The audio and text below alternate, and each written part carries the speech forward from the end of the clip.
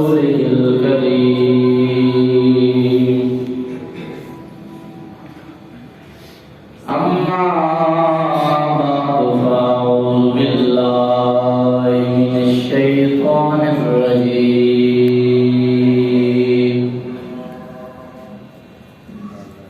بسم الله الرحمن الرحيم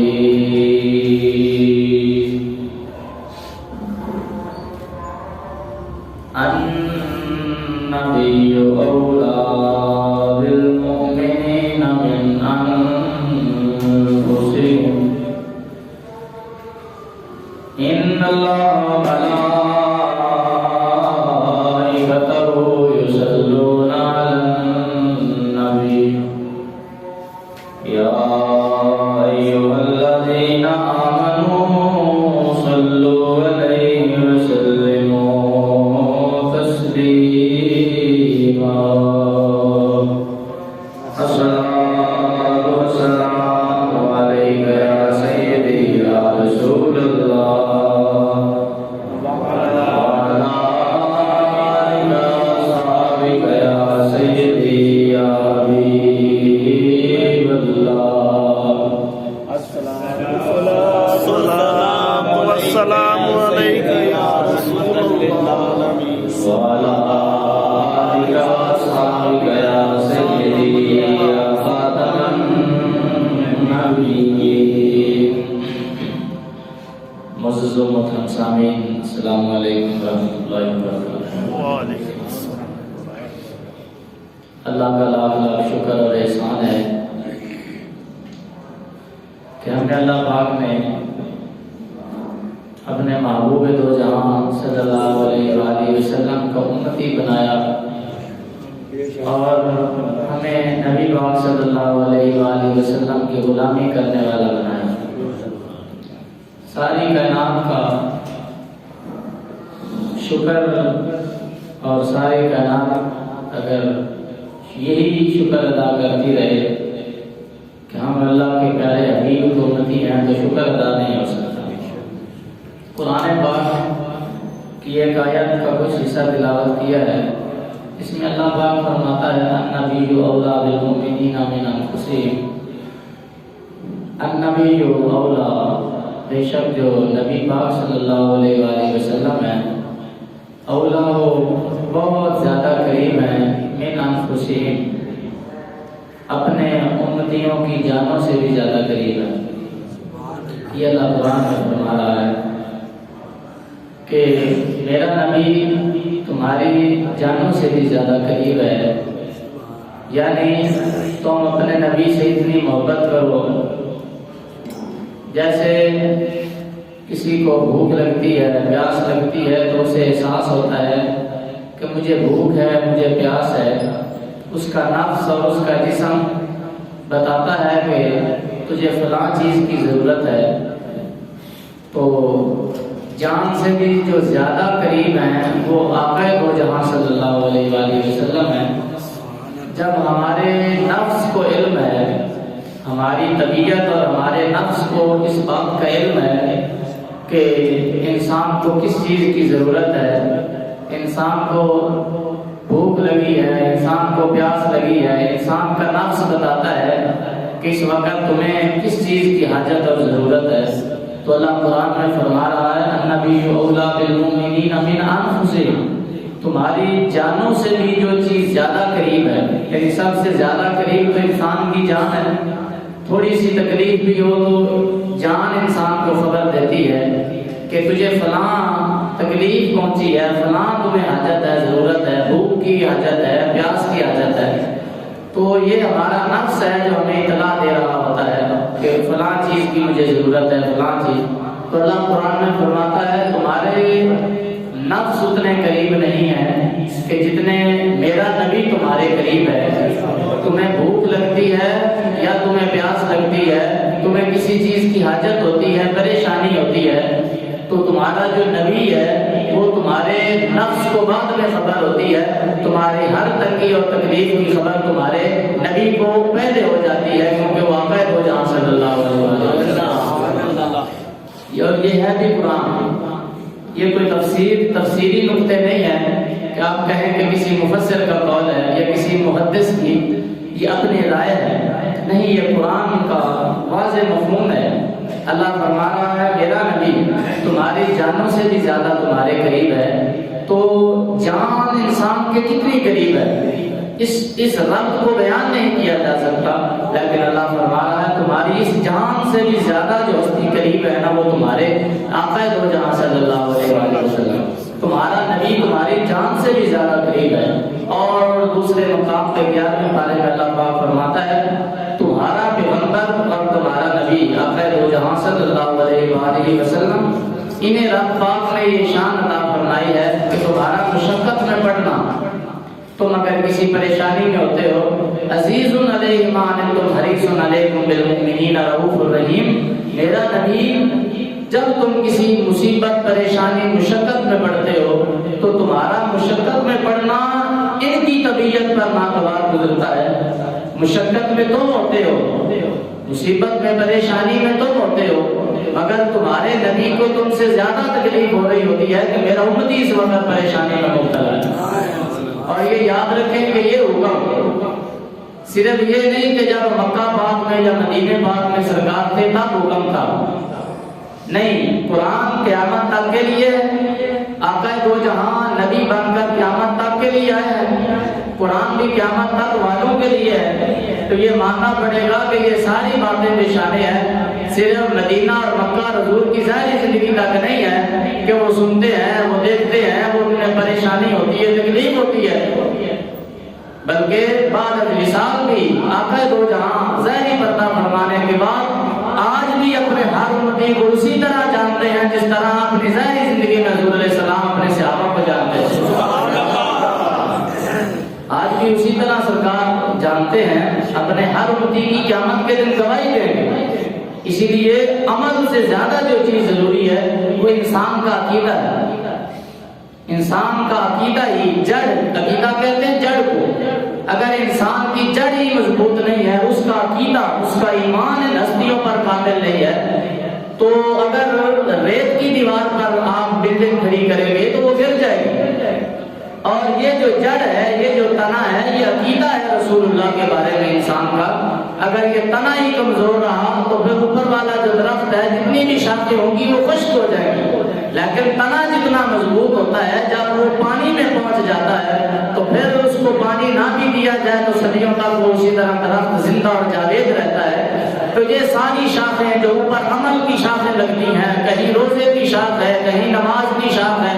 کہیں حیا کی شاخ ہے، کہیں عبادت کی، کہیں جناب جو ہے وہ حج کی شاخ ہے، کہیں عمرے کی شاخیں ہیں، کہیں خدمت کی، کہیں ماں باپ کی تابعداری کی، یہ اس درخت کے اوپر والی شاخیں ہیں، لیکن اصل جو جڑ اور بنیاد ہے وہ آقا دو جہاں صلی اللہ علیہ وآلہ وسلم کے بارے میں عقیدہ اگر انسان کا کسی معاملے میں بھی انسان نے ڈنڈی ماری اور حضور کے بارے میں اس کے کروڑویں حصے میں بھی کوئی بے ادبی کا پہلو آیا تو اللہ پاک فرماتا میں تمہاری جو ہے وہ شاخوں کی مجھے ضرورت نہیں ہے، تم اپنے تنے کو مضبوط کرو، تم میری دلیل کو مضبوط کرو۔ جب تم دلیل کو مضبوط کرتے چلے جاؤ گے تو پھر جتنی بھی اوپر شاخیں لگتی جائیں گی وہ ہری بھری رہے گی۔ اللہ ہر عمل کو قبول و منظور فرماتا ہے۔ تو عمل کی قبولیت کا جو مین سبب ہے وہ حضور پاک صلی اللہ علیہ وآلہ وسلم۔ اس دور میں سب سے زیادہ جو ضرورت ہے وہ مولانا روم نے کہا تھا کہ ہر مشکل کا جو حل ہے وہ حضور پاک صلی اللہ علیہ وآلہ وسلم کا دیدار ہے۔ سارے مسئلے، ساری پریشانیاں اس وقت ختم ہو جاتی ہیں جب خواب کی حالت میں نبی پاک صلی اللہ علیہ وآلہ وسلم کی بندہ زیارت کر لیتا ہے تو سارے جھنجھٹ اور سارے فسادات، سارے بدگمانیاں اور ساری دلیلیں ختم ہو جاتی ہیں جب خواب میں آقا دو جہاں صلی اللہ علیہ وآلہ وسلم کی بندہ زیارت کر لیتا ہے۔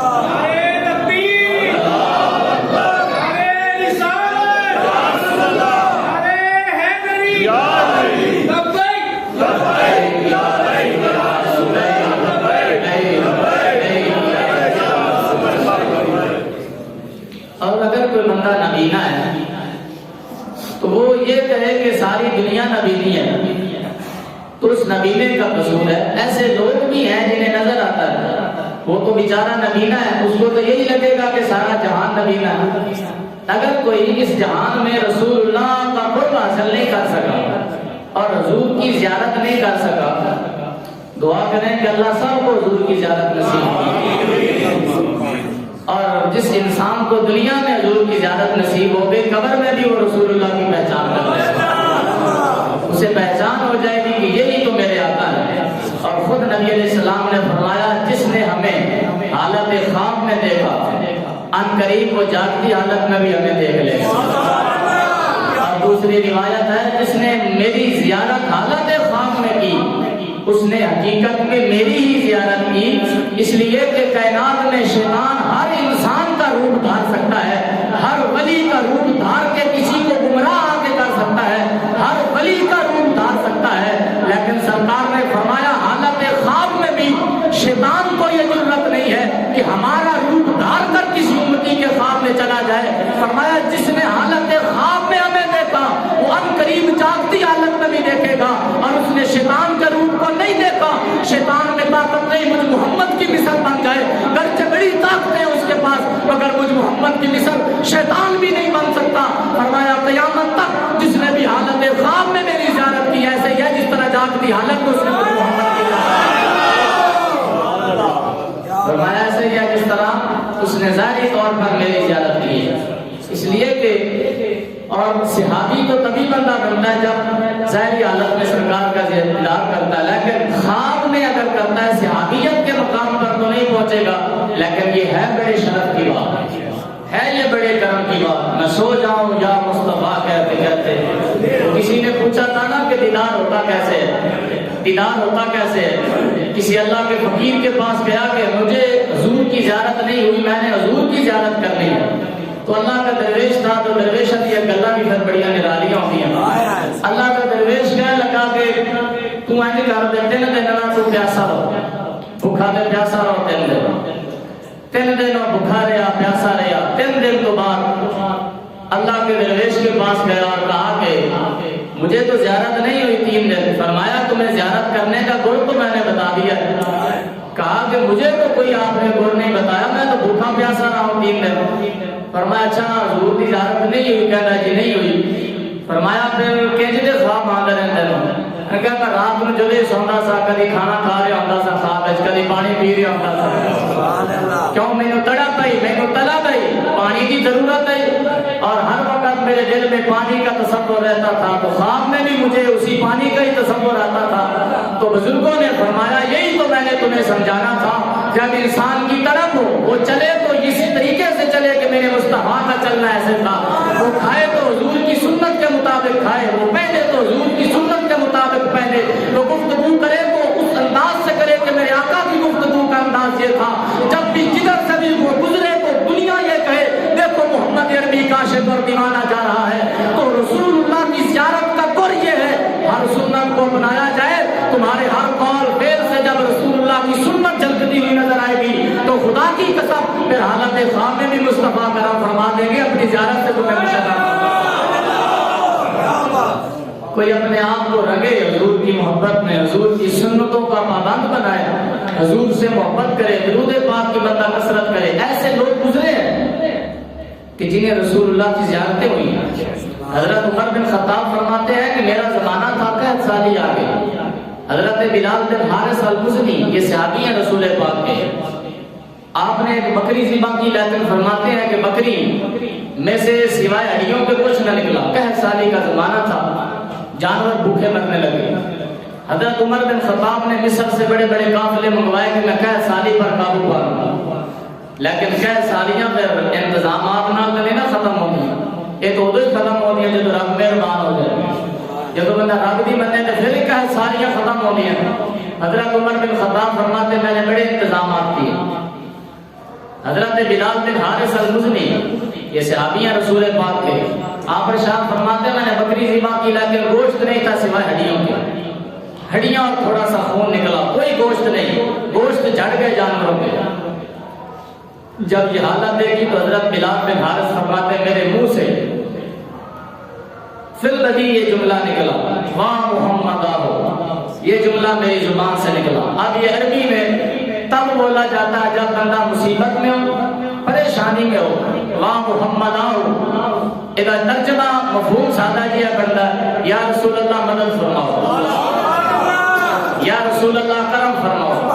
یہ 14 صدیاں گزرن تو بعد کہ مولوی نے تیرا عقیدہ غلط کر دیتا ہے تو عقیدہ نہیں، عقیدہ صحابہ والا ہی ٹھیک ہے. صحابی رسول کہہ رہا ہے واہ محمد آؤ، یا رسول اللہ میری مدد کیجیے، ہماری مدد کو پہنچیے. بلال بن حارث فرماتے ہیں میں رات کو سویا تو حضور کی مجھے زیارت نصیب ہوئی. کوئی منگے تے صحیح آ کے چھڑکا نہیں کمی سونا، کوئی آوے تے صحیح، کوئی در لے آوے تے صحیح، تو خالی دامن پھیلاوے تے صحیح، کمی تے ہے کوئی نہیں. اللہ تو فرماتا تھوڑی جان تو ہی نیڑے نہیں. اب حضرت بلال بن حارث کو نبی پاک فرمانے لگے اے بلال تو جا کر عمر کو یہ میرا سلام کہنا اور کہنا عمر تو بڑا عقل مند آدمی تھا لیکن یہ کیا کر رہے ہو؟ یہ رسول پاک نے خواب کی حالت میں فرمایا. اب ظاہر ہے زندہ نبی ہی فرمائے گا، بے شک اس کی تو بات ہی نہیں کہ جن کے نزدیک نعوذ باللہ مار کے مچھی میں مل گئے، اور جب یہ فتوے جاری ہوئے کہ نعوذ باللہ رسول پاک مار کے مچھی میں مل گئے، سنتے نہیں ہے فلاں یہ، تو جناب مرزا قادیانی نے اعلان کر دیا کہ جس امت کے پاس کوئی نبی نہ ہو تو پھر میں نبی ہوں، تمہارا نبی تو نعوذ باللہ چلا گیا، تمہارے نبی کو تو تمہاری خبر نہیں. مگر اس وقت کیا اہل سنت و جماعت کے عاشق آگے بڑھے، عالم آگے بڑھے، کہا تم یہ کہتے ہو پیر میر علی شاہ جیسے آگے بڑھے، تم کہتے ہو کہ رسول پاک نہیں ہے، اعلیٰ حضرت عظیم البرکت جیسے شیر آگے بڑھے اور آگے آ کر کہا تو زندہ ہے واللہ، تو زندہ ہے واللہ، میری چشمے عالم سے چھوٹ جا. لبیک لبیک یا رسول اللہ، لبیک لبیک لبیک یا رسول اللہ، لبیک لبیک لبیک. عمر بن خطاب رضی اللہ تعالیٰ عنہ کے بعد حضرت بلال بن حارث المزنی آئے اور آ کر کہا کہ نبی علیہ السلام فرما رہے ہیں کہ عمر تم ایک تو یہ ہے کہ سلام قبول کرو رسول پاک کا، اور دوسری بات یہ ہے کہ رسول پاک فرما رہے ہیں تم تو بڑے سمجھدار آدمی تھے، تم کن کاموں میں لگے ہوئے. حضرت عمر بن خطاب ہر صحابی کے پاس گئے اور کہا کہ کیا میں بدل گیا ہوں، میرا طرز زندگی بدل گیا، کیا میرا عمل بدل گیا، کیا میں حضور کے زمانے میں زیادہ نیک تھا اب میں نیک نہیں رہا. ہر صحابی نے کہا خدا کی قسم خوف خدا تو آپ میں بڑھ گیا، پہلے سے زیادہ آپ باعمل ہو گئے ہیں، آپ سے ہر انسان خوش ہے، آپ کی جتنی رعایا ہے، حتیٰ کہ جانور بھی بھوکے نہیں سوتے، آپ گلیوں میں چکر لگاتے ہو، آپ امیر المومنین ہو، ہر انسان خوش ہے. ایک صحابی کے پاس گیا جو بڑے متقی پرہیزگار، ہر صحابی پرہیزگار ہے، تہجد کے وقت ان کے پاس گئے، کہا اللہ کے بندے تو خوابوں کی تعبیر کو جاننے والا ہے، مجھے بتا تو صحیح حضور پاک کا اشارہ کس طرف ہے. تو انہوں نے کہا کہ عمر تمہاری سمجھ میں ابھی تک یہ بات نہیں آئی، رسول پاک جو فرما رہے ہیں نا تم بڑے عقل مند تھے مگر اب کیا کر رہے ہو. اس سے اشارہ یہ ہے دنیا کے انتظامات بھی کرنے چاہیے مگر بھروسہ دنیا کے انتظامات پر نہ کرو، بلکہ وہ عمل کرو جب قحط سالی آ جاتی تھی تو جو رسول پاک عمل کیا کرتے تھے. عمر بن خطاب نے پوچھا وہ عمل کیا ہے؟ رسول پاک تو نماز پڑھا کرتے، رسول پاک تو نماز استسقاء پڑھ کر اللہ کے حضور رویا کرتے تھے. فرمایا یہی تو رسول پاک بتا رہے ہیں، تم کسی عام بندے کے مسلح پر نہیں ہو، تم محبوب خدا کے مسلح کے وارث ہو. فرمایا تم کہیں اور نہ جاؤ، مصر جانے کی ضرورت نہیں ہے، تم محمد مصطفیٰ کے مسلح پہ کھڑے ہو کر مجھ محمد کا واسطہ ڈالو، اللہ پاک تمہاری ہر مصیبت اور پریشانی کو دور. حضرت عمر فرماتے ہیں مجھے گر مل گیا کہ مصیبتیں دور کیسے ہوتی ہیں، پریشانیاں دور کیسے ہوتی ہیں. میں نے تمام صحابہ کو لیا اور شہر مدینہ کے باہر چلا گیا اور وہاں جا کر میں نے حضور پاک کا وسیلہ ڈالا اور میں نے فریاد کی یا اللہ اپنے محبوب کے صدقے ہم سے قحط سالی کو دور فرما. حضرت عمر فرماتے ہیں خدا کی قسم جب ہم واپس آ رہے تھے تو بارش کی حالت میں ہمارے کپڑے بھیگ رہے تھے اور ہم اپنے گھروں کی طرف واپسی کی طرف فرمایا یہ حضرت عمر بن خطاب ہے، یہ ہے رسول پاک، یہ ہے صحابہ کا عقیدہ، یہ ہے رسول پاک کے بارے میں صحابہ کا عقیدہ کہ بعد وصال رسول اللہ کے پردہ فرمانے کے بعد بھی کسی صحابی نے تو کبھی فتویٰ نہیں لگایا کہ نعوذ باللہ رسول پاک مر گئے ہیں تو سنتے نہیں ہیں تو کرتے نہیں. یہ تو ابو ایوب انصاری جیسے صحابہ گر پڑتے تھے رسول پاک کی قبر مبارک پر اور کہتے تھے آقا آپ کرم نہیں کریں گے تو کون کرم فرمائے. صحابہ کا نظریہ اور عقیدہ یہی تھا کہ رسول پاک صلی اللہ علیہ وآلہ وسلم اپنے جانے کے بعد بھی اسی طرح غلاموں کی رہنمائی مدد فرماتے ہیں جس طرح اپنی ظاہری زندگی میں حضور پاک مدد فرمایا کرتے ہیں۔ حضرت انس بن مالک 10 سال حضور کی خدمت گار رہے۔ کون جی؟ حضور پاک کے صحابہ ہیں، سب گئے ہیں۔ حضرت انس بن مالک یہ 10 سال حضور کی خدمت گار رہے۔ طبقات میں ابن سعد میں یہ بات موجود ہے۔ آپ ارشاد فرماتے ہیں کہ ایک دن صحابہ کا جمع رفیق تھا۔ ایک صحابی نے حضرت انس سے پوچھا، اے انس بن مالک، رسول پاک کے تشریف لے جانے کے بعد کیا کبھی ایسا موقع بھی آیا ہے کہ حالانکہ خواب میں تم نے حضور پاک کی زیارت کی ہو؟ تو حضرت انس بن مالک نے کیا جملے ارشاد فرمائے، کہیے سبحان اللہ۔ حضرت انس بن مالک فرمانے لگے، تم یہ بات پوچھ رہے ہو، کیا بات پوچھ لی تم نے کہ حضور پاک کے جانے کے بعد مجھے زیارت ہوئی ہے یا نہیں ہوئی؟ فرمایا خدا کی قسم کوئی رات ایسی نہیں آتی کہ میں سویا ہوں تو حالت خواب میں مجھے مصطفیٰ کی زیارت ہوئی۔ فرمایا ہر رات مجھے رسول پاک اپنا دیدار عطا فرماتا، میں جب بھی سوتا ہوں حضور پاک کی مجھے زیارت نصیب ہوتی ہے۔ اور حضرت عمر، حضرت مولا علی پاک فرماتے ہیں میں نے حالت خواب میں رسول پاک کی زیارت کی، فجر کی نماز کا وقت ہے اور حالت ہے خواب کی، میں حالت خواب میں سویا ہوا تھا۔ میں نے موضوع اس لیے چھیڑا ہے یہ کہ آج کچھ لوگ کہتے ہیں کہ نہیں جی حضور پاک ملتے نہیں، کرم نوازی نہیں کرتے، حالت خواب چاہے سنیاں نے رولا پایا ہے۔ اب یہ سنیوں کی تو بات ہی نہیں، اب یہ صحابہ کی بات ہے۔ اب صحابہ کو تو حضور پاک مل رہے ہیں، تابعین کو مل رہے ہیں، اللہ کے ولیوں کو ملتے ہیں حضور پاک کرم فرماتے ہیں۔ اور کچھ تو خوش نصیب ایسے ہیں کہ ہر رات ہی حضور پاک کا آج بھی دیدار کرتے ہیں۔ رسول پاک انہیں اپنے محبتوں سے نوازتے ہیں، وہ چلتے پھرتے رسول پاک کا ہر وقت ذکر کرتے ہیں، درود پاک پڑھتے ہیں۔ پھر قرب جب ہوتا چلا جاتا ہے تو پھر زیارت جو ہے وہ انسان کو نصیب ہوتی ہے۔ جب بھی بندہ سوئے تو رسول پاک کرم فرماتے ہیں، اپنی مرضی سے جس کے خواب میں چاہیں تشریف لے جائیں۔ اب پیر میرے علی شاہ فرماتے ہیں کہ میں مکہ پاک جا رہا تھا تو حالت حج میں نماز عصر کی میری سنتیں قضا ہو گئی تو حضور پاک میرے خواب میں تشریف لائے۔ فرمایا کہ اور تو چھٹے دلا کا گالے پر تینوں حق نہیں پہنچتا کہ ساڑیاں سننا قضا کر۔ جب بھی یہ منظر پھر وہ یاد آتا تھا نا تو آپ یہ کہتے تھے آج سکھ مترا دی ودھیری ہے، کیوں دلی اداس گھنیری ہے، لو اچ شوق چنگیری ہے، آج نینا لائیاں کیوں چڑیاں، اس صورت نو میں جانا کھا کے جانے جہانا کھا، سچ آکھاں تے رب دی میں شانہ کھا، جی شان نشانہ کرو۔ زیارت تو ہوتی ہے، اگر میں نبی نہ ہوں آپ نبی نے ہیں تو آپ اعتراض تو نہ کریں کہ ملتے نہیں ہیں، وہ تو کرم فرماتے ہیں۔ اب پیر میرے علی شاہ صاحب کو ملے ہیں اور آپ شاہ فرماتے ہیں جب سے رسول پاک کا حسن دیکھا ہے تو کائنات کے سارے حسن میں بھول گیا ہوں، حضور کا ہی حسن بس مجھے یاد رہے گا۔ اب یہ کرم ہے، محبت ہے، جتنی آپ محبت کریں گے قرب تو دوری تو ہماری طرف سے، حضور پاک کی طرف سے تو کوئی دوری نہیں۔ مولا علی پاک فرماتے حالت خواب میں حضور کے وصال کے بعد میں نے نبی علیہ السلام کی زیارت کی، فجر کی نماز حالت خواب میں حضور پڑھا رہے ہیں، میں نے ساری نماز حضور کے پیچھے حالت خواب میں پڑھی اور فرماتے ہیں کیا انداز تھا قرات کرنے کا،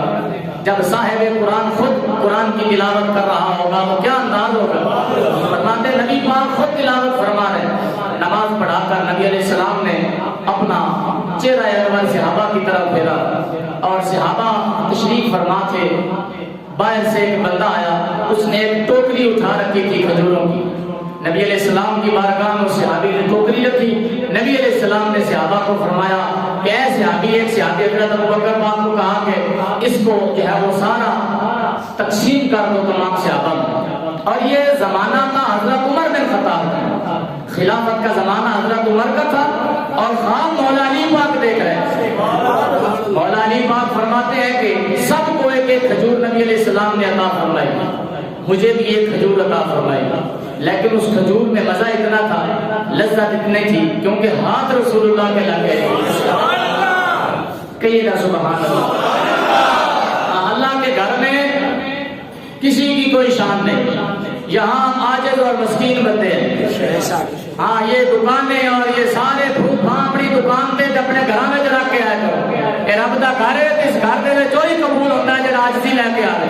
تے جڑا سبحان اللہ کہن والی جنوں شرمندگی ہوے تے وہ کی انسان ہے انسان تے وہ جڑا فخر نال اپنے اللہ دے بارے کرے کہ سبحان اللہ اے ساری شانات عظمت رب نے اگر دتیاں نے حق حلال دی روزی جمع کر رب نے دتی ہے تے گج کے سبحان اللہ نہیں کہا کرو اللہ دی جتنا یہ گواہیاں نے اتنے سارے منصب تے شانیاں شانہ جڑیاں نے باہر رکھ کے آیا کرو رب کے گھر میں آ جائے تے مسکین بن کے آیا کرو شاید رب تعالیٰ سارے سجدے قبول فرما لے بڑا پاک رب ہے مولا علی پاک فرماتے حالت خواب میں نے دیکھا حضور نے ایک کھجور مجھے عطا فرمائی میں نے دل ہی دل میں کہا آقا ایک اور مجھے کھجور عطا فرمائی نبی علیہ السلام نے فرمایا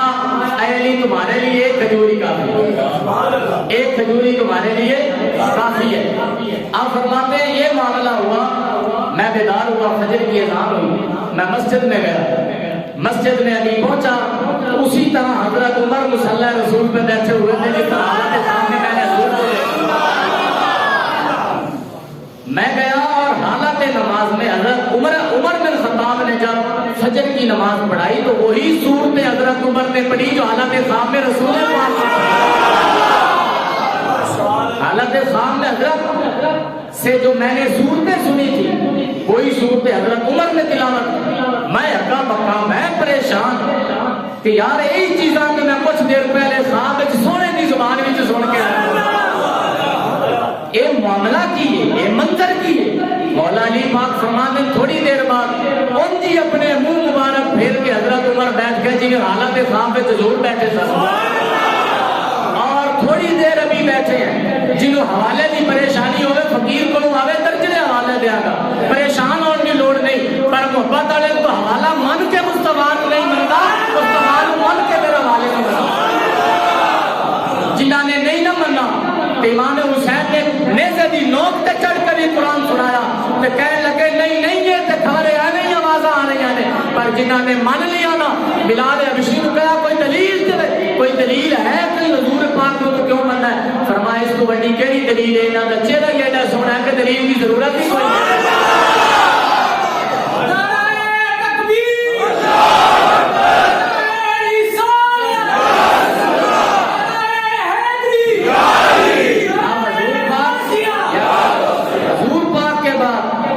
رسول پاک کے بعد کسی اور مذہب کی ضرورت نہیں ہے کسی اور دین کی ضرورت نہیں ہے قرآن کے ہوتے ہوئے ہمیں کسی اور کتاب کی ضرورت نہیں ہے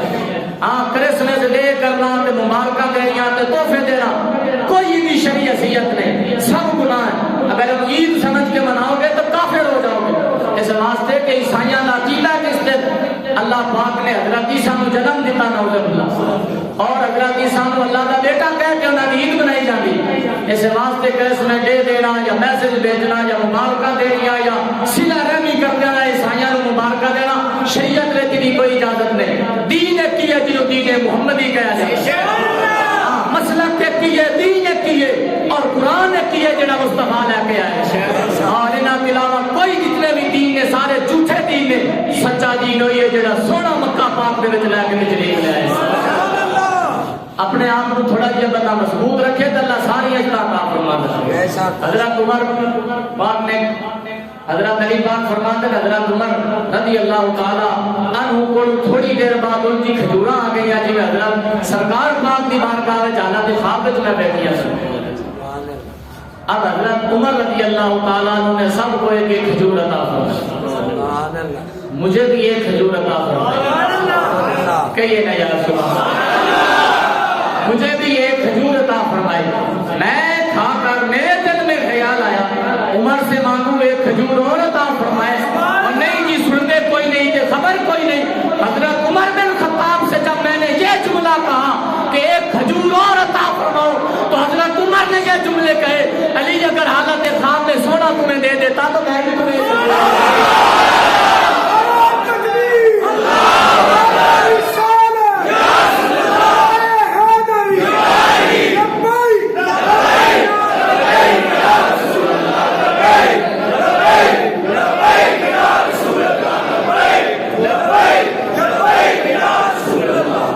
اس واسطے اپنے آپ کا عقیدہ خراب کرنا حضور دے بارے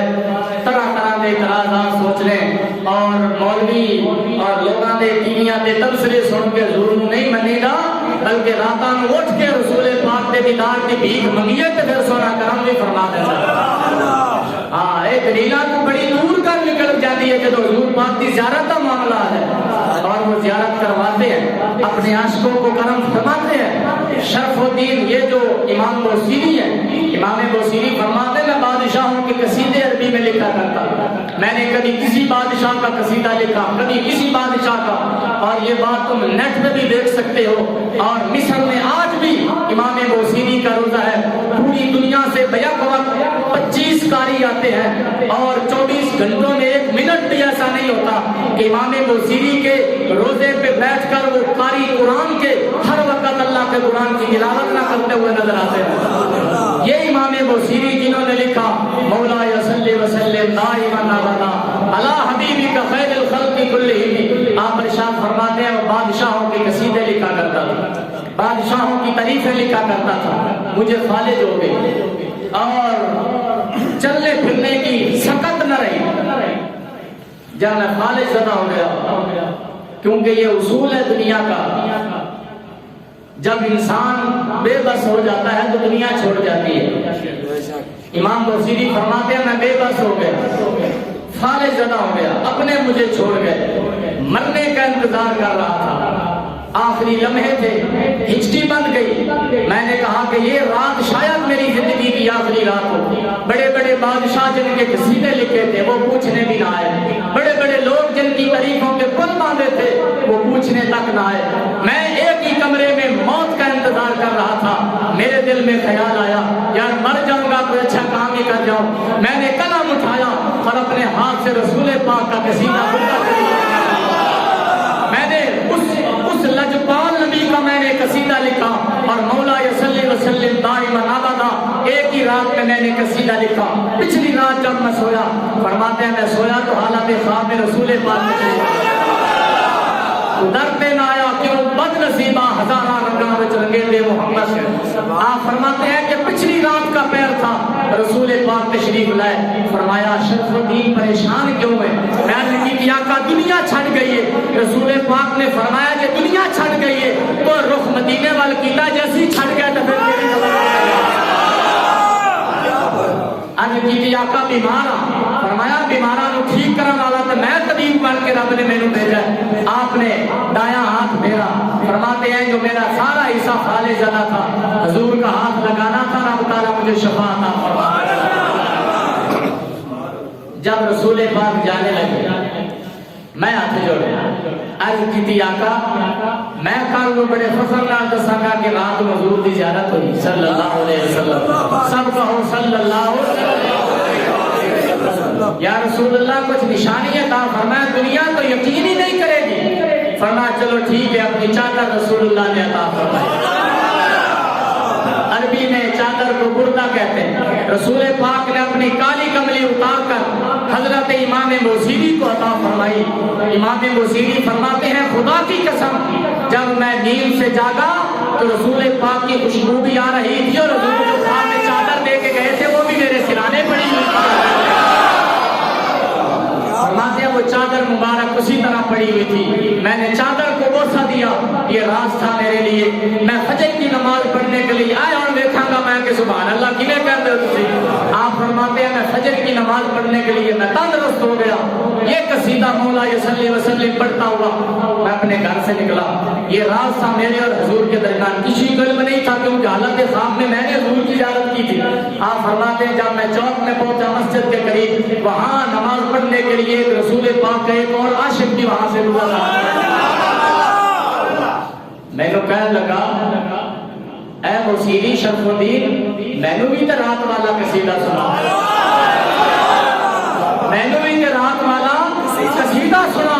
شرف الدین نے کہا میں نے تو بڑے بڑے قصیدے لکھے ہیں، فرمایا جو حالت خواب میں سونے نے قبول کیا نا وہی قصیدہ تو میں یہ قصے کہانیاں نہیں، یہ قصے کہانیاں نہیں ہیں جنہیں چادریں عطا کی، آج بھی قصیدہ مردہ شریف کے نام سے وہ قصیدہ مشہور ہے اور اس کو کثرت سے پڑھنے والے کو رسول پاک اپنی زیارت عطا فرماتے ہیں۔ اسی لیے آج بھی رسول پاک کی زیارت ممکن ہے جب من کی دنیا بندہ پاک کرتا ہے، کسی کا حق نہیں کھاتا، 5 وقت نماز پڑھتا ہے، تہجد میں کثرت سے رسول پاک کے پہ درود بھیجتا ہے، سنتوں کا عامل بنتا ہے، پھر دن بدن بندہ رسول پاک کے قرب میں چلا جاتا ہے، سرکار پھر کرم بھی فرماتے ہیں، پھر سارے مسئلے ہی حل فرماتے ہیں، پھر سارا حاضر و ناظر کا قصہ ہی ختم ہو جاتا ہے، جب حالت خواب میں سونا نماز کے چلا جاتا ہے، پھر اعتراض ختم ہو جاتے ہیں، پھر ہر طرف کرم ہی کرم بندے کو نظر آنا شروع ہو جاتا ہے۔ اسی لیے بڑے بڑے اللہ کے فقیر، اللہ کے ولی گزرے، جنہیں حضور پاک کے تشریف لے جانے کے بعد خواب میں تشریف لا کر نوازا گیا۔ آج بھی زیارت کا آسان ترین جو طریقہ ہے، انسان رسول پاک کی کسی سنت کو قضا نہ کرے۔ آج تو بڑے پڑھے لکھے لوگ ہیں، بس فرض نمازیں پڑھی اور پائی ہوتی ہو گئے، سنتوں کی بھی جناب پابندی نہیں ہے، چھوڑو جی بس ٹھیک ہے، سنت کیڑا ضروری ہے، سنت ہی تو ضروری ہے۔ میں اور آپ اگر حلالی ہے تو سنت کی برکت سے حلالی ہے، نکاح فرض تو نہیں ہے، نکاح تو سنت ہے، میں اور آپ کو حلالی ہی رسول پاک کی سنت ادا کرنے کی وجہ سے، اس لیے سنت کے بغیر چارہ نہیں ہے۔ مومن کامل ہی سنت کو اپنا کر ہوتا ہے، ہاں سنت کے بغیر چارہ نہیں ہے۔ سنت کی بڑی اہمیت ہے، سنت کا بڑا نور ہوتا ہے بندے کے چہرے پر۔ دعا ہے اللہ پاک ہمیں حضور پاک کی ہر سنت اپنانے کی توفیق عطا فرمائے۔